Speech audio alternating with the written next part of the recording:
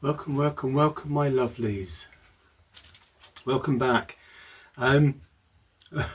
This is the following day from the last video that was put on, that I uploaded. So it's all go at the moment, and I'm only doing this one really just so I can say something ASAP. The video I did yesterday, hopefully this video will be on the day after, making the flower planters. I had made them and was photographing them, putting them on, and I said to JB about what should I price them at, and he came up with a price, and I just said, are you sure that sounds a lot? And then he said about putting, when you see these things handmade in shows and things, and a lot of them are extortionate amounts of money, blah blah blah. And he said you're underselling yourself, which a few people have said. So I just thought, right, that's fine, I'll do that. So then this morning, so this is the day after, we were sitting having breakfast, and I was talking again to JB about different things, and then I mentioned the planters, and I said I'm really not happy. I think I'm asking too much for them. And we discussed them, and because of the way we discussed it, at one point I didn't know, he didn't know, but then we realised that he was thinking that I had also made the flowers, and that I hadn't bought the flowers to put into the planter. So he was going by that as well. And he was saying even what I was asking is far too small amount when we go to the shows and see how much these things are. Oh, let me just show you something. Okay, so I just wanted to go up to the house, to JB's house, one of his houses, to take this out. And this is how the conversation ended up talking about it. Because he showed me this. This came from Kensington Flower Show, from the Flower Lady, I think. I can't remember what the stand was called now. But she had made the flowers, the hydrangeas, and obviously just bought the vase. It's just a generic ceramic vase. But he paid £60 for that, which I'm guessing is 70 something dollars. I know it's more in dollars than it is in pounds, but I don't know the exact exchange rate at any given moment as it goes up and down. But anyway, so he paid £60 for those. And he said, so your ones that you're asking, it's a whole trough and it's different thing. So, but anyway, he then said, oh, maybe you're right. So I have actually brought the price down. So I'm only letting you know now in this video, because some of you who saw the video may have gone straight on to the shop to look, and then maybe thought, I don't want to pay that much. I think I was asking £45, which would be 50 something dollars, I'm guessing. But I've brought them down now to probably too cheap now, but I've brought them down to £29. If anyone has looked, maybe wants to go back and look again. That's all I wanted to say about that, really. I suppose that would be 30 something dollars. But it did take me, I worked on them over 3 days in total, doing bits and pieces to actually make them, because of the drying times and everything. So it's a lot of hours work that goes in. So they may be a bit cheap now, but I'd rather sell them than not sell them. And if they sell, then I will make more as well to sell. So anyway, that's that. I worry about everything. JB's always saying you worry too much. Cheers. Oh, it's a new cup of tea, so it's quite hot. Okay, so in today's video, I just wanted to do a video rather than just come on and talk and leave it at that. I wanted to show you some more things while I'm in the while I'm in the state of mind of creating things, making things, upcycling things. So today I want to just show you the difference, what you can do with pieces of furniture. So this is a varnished piece of furniture, a table. It's generic. You can get them. I can get them from my suppliers. They sell them in lots of places, I'm sure. It's quite well made. When you really look at it, the bars across the bottom and the shape of the legs and everything. So it's a nice piece of furniture. Of course, as I said, I can buy these and just put them in my website for sale as they are. And that's easy to do. But I just want to show you the difference between that and what you can do to it. I'm going to make it, hopefully, fingers crossed, I'm going to make it sort of suit, this would suit a sort of country house or a modern kitchen as well. But I'm going to make it more medieval, more Tudory, more Gothic-y. I'm going to make it look completely different from that, basically. And all I'm going to do this through colouring, staining, marking, wood marking and everything. So hopefully we'll end up with a different piece at the end. And my lovelies, if I'm really happy with it, then at the end of the video I shall then put it onto my website and put it on for sale. Okay, so let me get some bits and pieces ready, and we'll move the camera down, and then I'll show you what I'm doing and the process I would go through to change something from a varnished piece to a coloured item. Now at the moment I'm going to, or to start with, I'm going to use a sort of coarse grit sandpaper, so it's a P80 in this case. Usually the lower the number, the more grainier and chunkier the sandpaper is. As it goes, the number goes up, then the paper gets finer. So you can get up like 240, 280, and that's very fine sandpaper. But anyway, just for a coarse one to start with, if your piece hasn't got varnish on and it's just natural wood, then you don't need to do this. I would just go straight in with a fine sandpaper, really just to smooth, get the whole thing, the grain nice and smooth. But I'm going to start off with this. I won't do this all on camera because obviously the noise. When you are sanding furniture, if you can, if you're physically able to get into the piece, always sand with the grain, so in the same direction as the grain, and don't sand across the grain.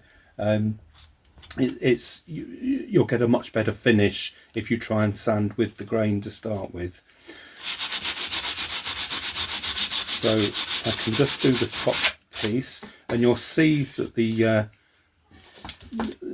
varnish is coming off because it goes more of a matte colour and slightly lighter. And the good thing is if you're catching the edges, that's even better, because I don't want this table as exact looking as it is.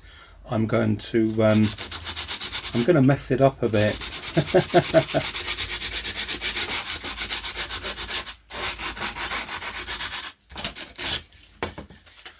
So, and you're just not going at it really heavy. You don't want to literally change the shape of it. I'm going to do that in a sort of more sort of tender way, taking bits out rather than just hitting it.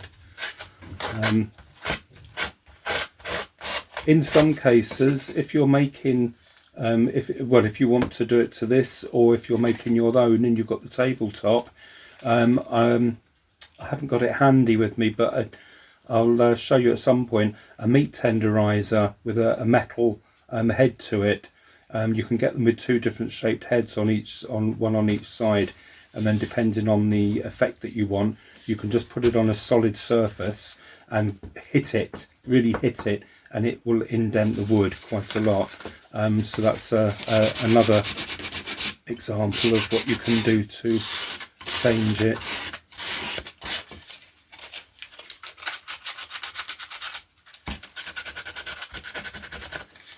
Now, just while I'm sanding bits, I've just thought One of the comments this morning I received from one of our lovelies, one of our family, and I can't remember your name just now because I've only just thought about it again.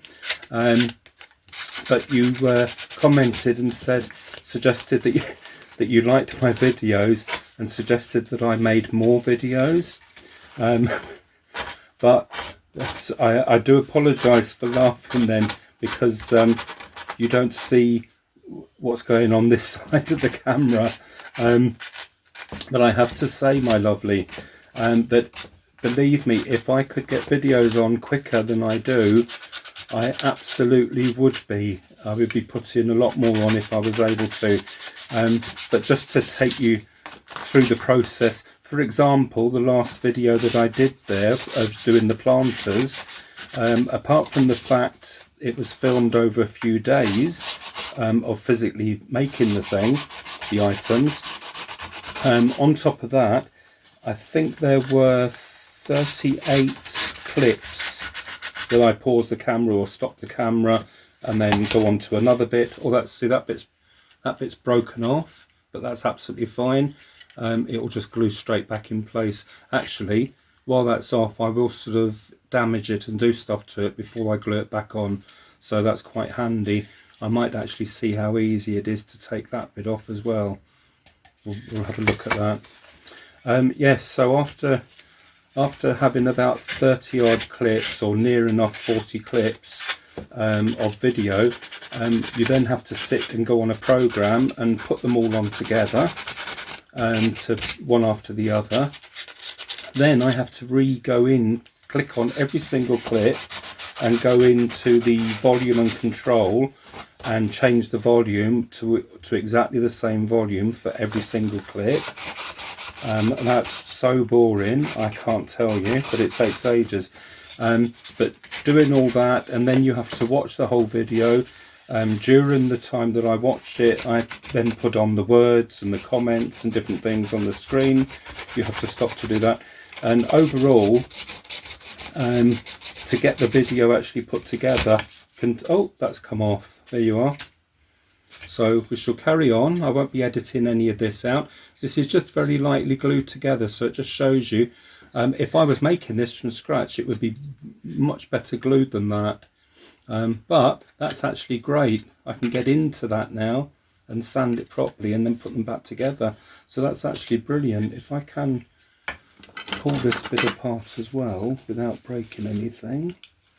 Yeah, so once the clips are all put together and the video is actually done, then when I go into YouTube, it takes, I can't remember how long it takes now. I think it took about an hour and a half just for the video to upload before I could put it on the screen.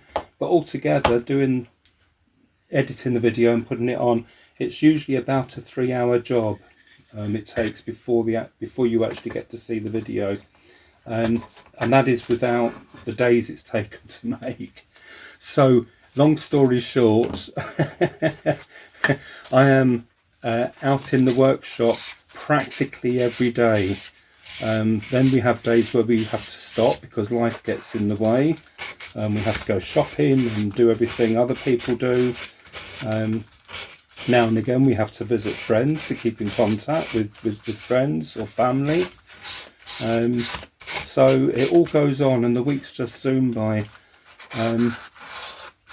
But I am so pleased every time I manage to click publish on YouTube and get the next video on, because I don't like waiting as long. I would love to have my videos on quicker, but believe me, my lovely, it's not for the want of trying that I don't get more videos on quicker. And people, obviously, you guys are interested along with me. I'm so interested to see how Georgie's Palace continues.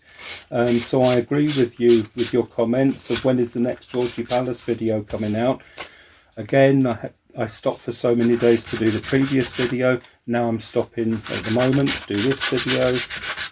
So as I say, it all takes a long time to actually get the finished product on YouTube. in a way, in a very small scale, I suppose it's like the any television programs or movies.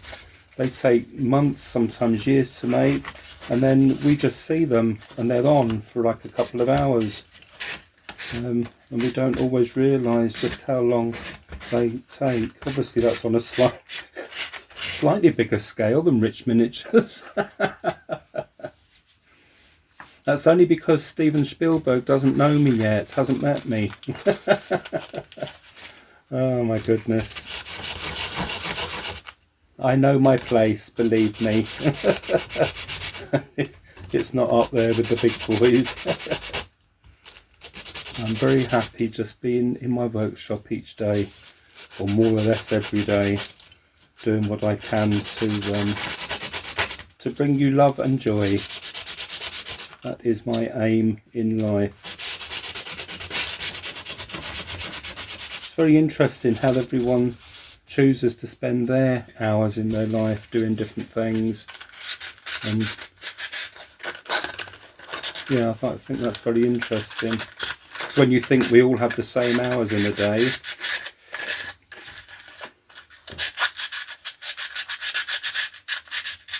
But I'm very happy to give my hours to this channel. Very happy indeed. Now, I've got most of the... I know I said I'd do this off camera because of the noise. But what I am going to do next is use a fine sandpaper. You can also wash your pieces down with methylated spirits. That cleans off all the dust and gets the wood nice and clean for doing the next stage. And I do have some of that, so I may take that outside and give it a clean.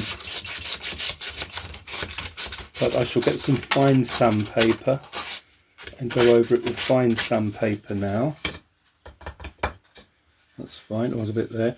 And then just to make it nice and smooth to start with, and then I'm going to get in and start sort of attacking the wood.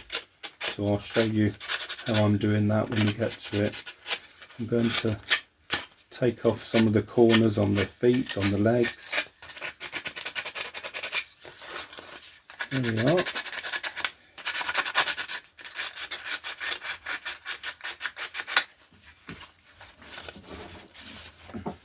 Right, now that's a very fine sandpaper. That's a 1200.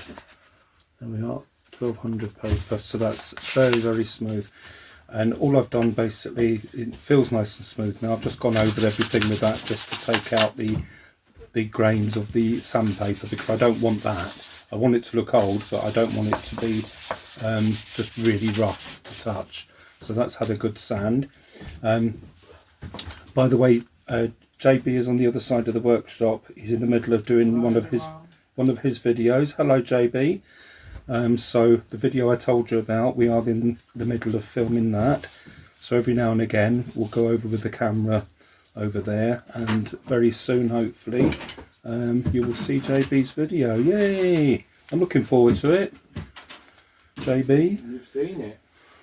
Well, I haven't actually watched it yet. It's not been finished being made, but I can't wait to sit and watch you on the screen instead of me. Oh yeah. Well then, yes. I know you're going to say I'm sure it'll be a much better quality video than the rubbish I do. Okay, my lovies, ignore that. So, you can't see it properly because it's not coloured, but as you can hopefully see, I'm starting to just take chunks out of these new bits of wood. It really, I don't think it showed, does it? Oh, it does show in the camera than the light. I'm just taking bits out to make the wood look more medieval. I don't know why I did that then. Oh, it's not like medieval, I want to make it looking medieval. So now I'm actually doing the same with all the body of the table, and I'm going to take bits out, chunks out like that. There's a bit come off, that's fine. Dig bits out, and I'm going to spend a while just going, and don't make it too uniform because then it looks like a pattern rather than just wear and tear on the furniture. And then I'm going to show you a couple of different ways that you could colour it to get the sort of, we'll call it medieval look. But I will literally using the craft knife and taking bits out. I don't know if this will be too thin, or I might use something like a screwdriver or a chisel, but I'm going to sort of indent the table more, yes, and just make marks on it, so it's going to be well used, very well used. But all this is just to your own taste, so the finished piece will be down to you basically, how much you age it and how much you colour it.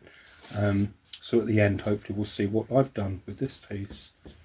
So I'm going to carry on taking bits out and then we'll get on to the colouring. Now, so with the starting to colour the piece, you can either use furniture marker pens, you can use acrylic paints, you can use wood stains. There's lots of things you could use. I'm going to do a sort of mix of the two. So at the moment I'm going to go in with just these furniture pens, and I'm going to colour the whole thing underneath as well because I want all the wood to look like old medieval wood. So I'm just going to start colouring in bits and building this up.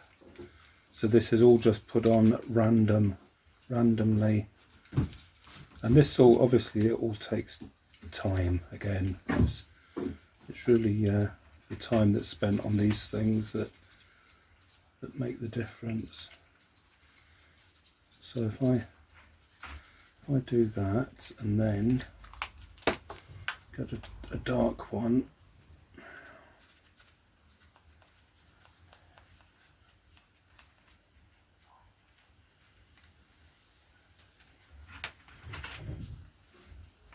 like so, and just start building it up.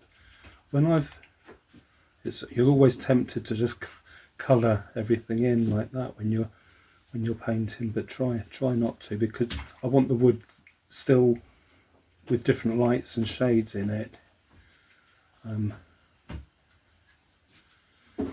And when I've cut all the bits out and dented it, you can't really tell at this stage how it's going to look on the finished piece. So I'm going to colour it, and then once it's coloured I'm going to go in again if I need to and dent more bits or gouge more bits out.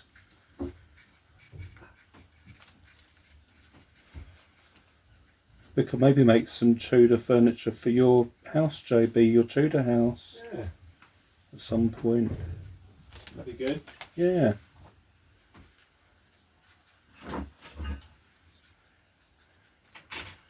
Right, so that's just doing bits like that, and then like I say, I'm going to do the underneath as well. So, and if you haven't done this before, like I'm doing, just start on the underneath first, and then you can sort of see how it's coming up, and if it's all right for how you want your top to look. So I would do all that. What I'll do is I'll carry on and do this on the top as well, get that stage done, and then I'll go in with the acrylic paints and show you how I'm going to do that. It will look a bit drastic, changing this pine table, but that's what you've got to do to go medieval, guys. Okay, so I've now got a dish, and I've put some water in there, just a drop of water, because I want to water the acrylics down. So I'm using a raw umber. These are all dark earthy colours, reddy colours, browny colours. I'm also going to mix a tiny bit of black here and there, and drop the paint into the dish.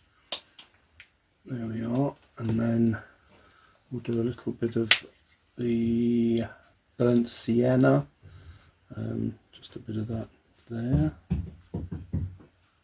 like so. and do a touch of black as well. It's like rush hour at Piccadilly Circus in London here today, although maybe that's a little dramatic. But in between doing this video, where I'm stopping in between clips, I'm also videoing JB's video of the work that he's doing at the moment. So it's all go here today. And luckily for me, he's just gone up to the house to make a cup of tea. Hurrah! Hurrah! Right, let's put that there. I just want to wash this brush to start with, just to get the black off of it.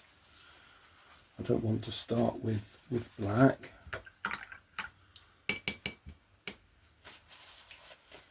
Right, it's coming up clean now. Let's put that there. Right, okay, so what I'm going to do is just start with one colour at a time, and as I say, it's going to be very watered down. So I'm just splodging this on. A lot of colour will be gone over, but different bits will show through, so the whole thing will be you know, would look varied when it's finished. It's not going to look a solid colour. As I say, this takes a lot longer to do this sort of technique than just painting it, but then hopefully the finished piece will show, you know, that it's got more richness in it rather than just painting it a colour. So I'll put that there. Bits. I don't mind laying them on here while they dry. It doesn't matter at the moment.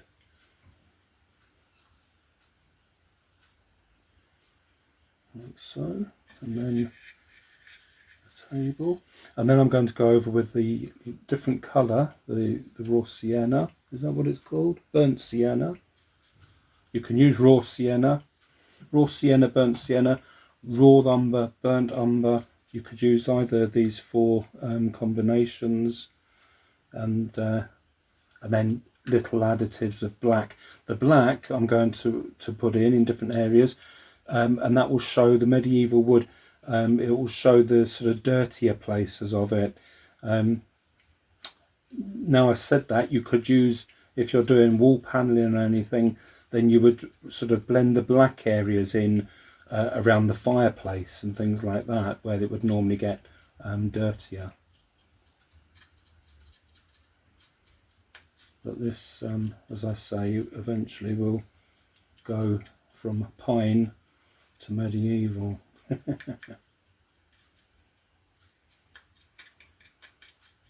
But it really is just a case of working it in and building it up layer by layer.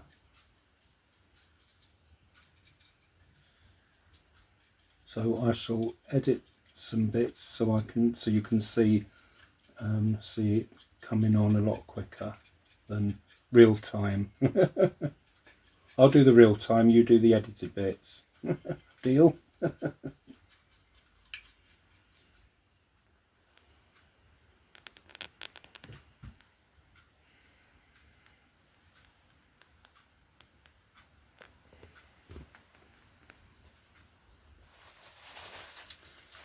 Now, if you have a lint-free cloth, which I don't have handy, so I'm going to use a bit of paper towel, then use the cloth.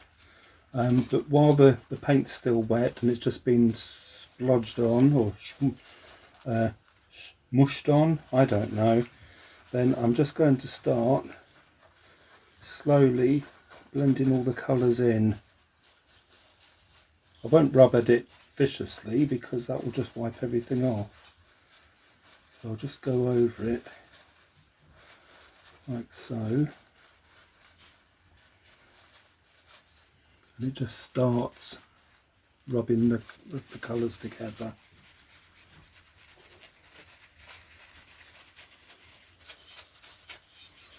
Like so. I'll go underneath.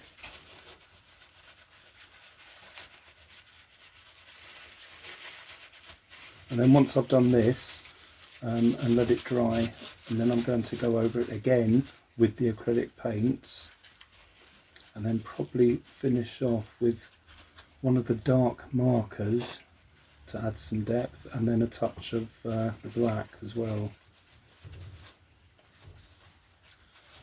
So just carry on working it in as it's drying.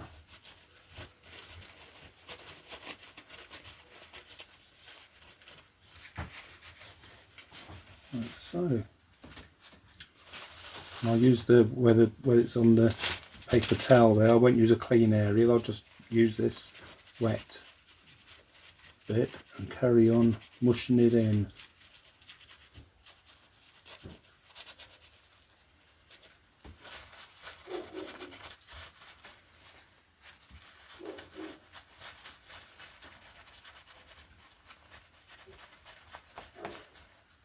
Of course I should be wearing gloves, but it's only acrylic paint, and as much as I can I like to just feel what I'm doing. I like to just get in there. With acrylic paint isn't corrosive or poisonous in any way, so it's absolutely fine.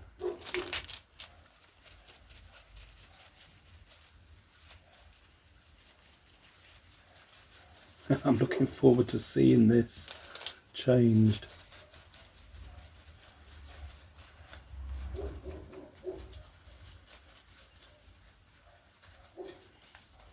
Okay.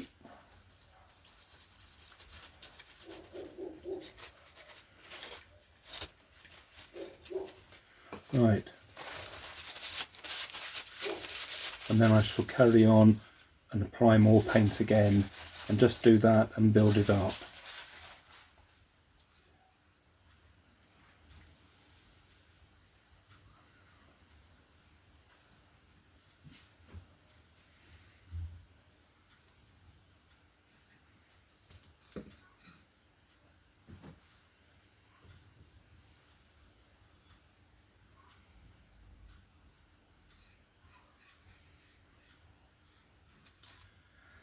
Okay, now I started filming this section and was working on it, telling you what I'm doing, and then I realised the camera, because of the angle, I was holding it up too high and you couldn't actually see what I was doing. So I will start again, folks, edit that bit out. I'm finishing the work because it's acrylic paint, even though it's dry. In time, if it got wet and you rubbed it with a cloth or tissue, the paint would start loosening again and coming off. So with acrylic, you want to seal your work, like I did with the planters. I used this on them afterwards to seal them. This is just it's a Liquitex. You can get all different, it's just varnish for wood, but it's acrylic varnish. You can actually put this on plastics as well, but it's a matte varnish. It will just give it a very, very slight sheen. And what I did was to start putting it on. I just put it in this dish, and then I'm just painting it on underneath, just to seal everything. And then I shall let that dry. I'll leave it like this to dry, and when it's dry I'll turn it over and I'll do the top then and finish the top. I was just doing these little upper parts of the bits underneath. And also I did say in the last clip, if you're doing something yourself and you want to take the furniture apart, as you saw in this video, luckily this just fell apart on its own, which did me a favour. But what I have also done in the past, after watching other YouTube videos, and it does work, I've found, is to put your piece of furniture in your microwave for about 30 seconds at a time, and the microwave loosens the glue in the joins, and then the item sort of comes apart much easier. So of course, in saying that, you put your furniture in your microwave at your own risk. I can't promise every microwave is going to behave, but I have used it quite a few times in ours. It's just a basic microwave. Put it on high for 30 seconds and our microwave to this date is still working perfectly for food users. So it doesn't seem to have done anything because I've microwaved a piece of furniture. I mean, anything can happen here, can't it, guys? I mean, we've run over Fimo in a car before, so of course I'm going to put furniture in a microwave. But yes, that does loosen the glue. Right, so that's all fine. Put that there. I'll finish this part of the video. I'll just let it dry. I've just said I'd leave it upside down because I've put varnish on the feet. There we are, upside down. So I'll let that dry, turn it over, do the top, and then we'll show you the finished piece up close. In the meantime, I will rinse this brush because I'm going to give it about an hour to dry before I do the top.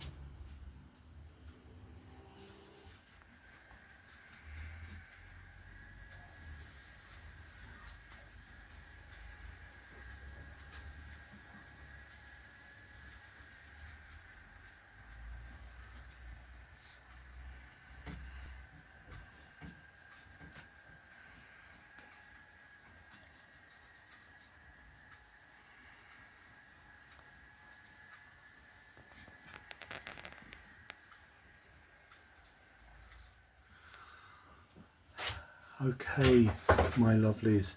JP's still working in the background over there. Hello everyone.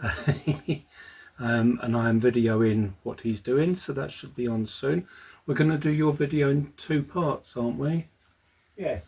So part 1 will be out very, very soon. Yeah, so we'll be done in 2 parts. So that's coming very soon. Thank you for watching me create this medieval style table. I hope you like it. Obviously it's a dark, or meant to be a dark oak table, so it could be used in any house. People have this type of furniture all the time, but it's just that kind of style that I've changed it into. Thank you very, very much for watching. I hope you're all well. Hope you enjoyed the last video. Hope you enjoy this video and all the videos to come. So it's a goodbye from me and a goodbye from JB. Goodbye from me as well. Yeah. Take care, everybody. Bye.